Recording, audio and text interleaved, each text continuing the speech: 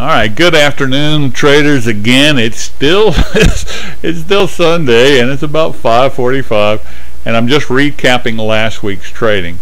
I had actually posted this trades on Big Mike's forum, but I changed some of the colors in here so to try to give a better explanation of what I do and how I do it. And again, this is Big Al and this is how I trade. What I have already done is I've already moved. Remember, the red bar represents the high of the week. The green bar, which is the low, is out of scale, is out of frame. The blue line is actually the opening of the overnight session.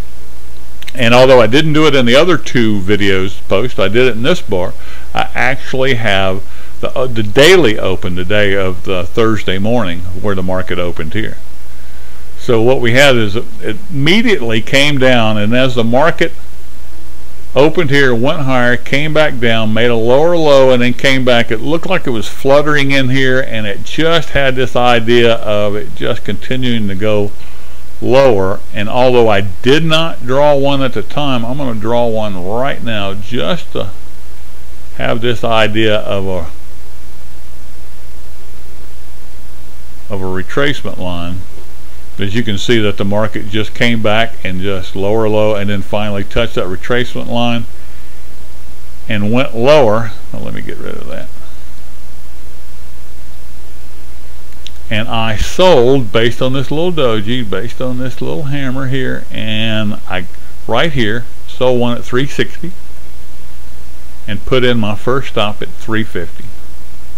The market then came back, and again from 360 I put my P-stop 15 ticks higher at 375, and again I'm risking 5 more ticks than I'm trying to take on my very first target, because statistically and percentage wise this gives me the greater number of successful trades.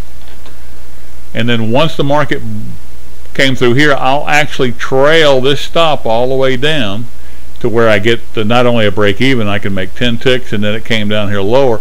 Once it became in here and started going sideways a little bit with a little extra volume moving up over the average, I went ahead and placed my second exit and went flat here at 320. So from 360 to 320, I got 40 ticks on that trade, plus I got my initial 10 ticks. My initial 10 ticks gives me a format in which I now can drop my P-stop down 5 more 10 ticks, and I have a break-even trade. I got to pay for the commissions, but it's far better than having to having a loss of either 10, 15, or 30 ticks. The next, this consolidation through here, here's 10 o'clock bar.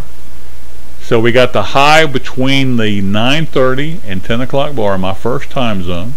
As it came through here, I'm looking for now, is it going to go within the second time zone from 10 to 10:30, or in this particular case it came down here to the third time zone from 10:30 to 11 and started making its turn to go back higher. At this point, this bar right here got me in. So there's this little consolidation through here, this little range, and I'll even take and make a little highlight of this.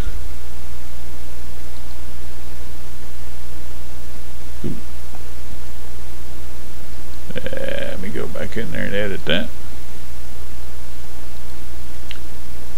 Hold on. Make that default. Bam, there we go. So in this little consolidation, I was looking, if you look at it, it makes a nice little W pattern. This bar right here at 11:15 was a large enough big body candle that got my interest, that said that the market is going higher.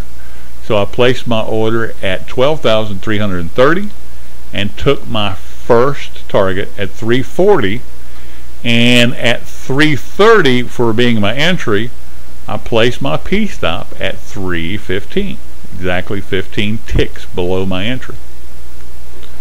Then once the market had moved, I'll actually boost this up to 10 ticks, move my P-stop here to 320. So now I'm only risking 10 ticks. So if I got stopped out there, I would have actually had a flat day, and again just have to pay for my commissions.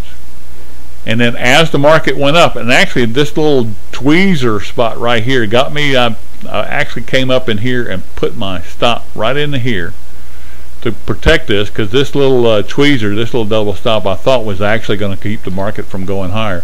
It was both at the daily open and at the overnight open, and it gave indications that it might actually stop, but it didn't. The market kept going higher.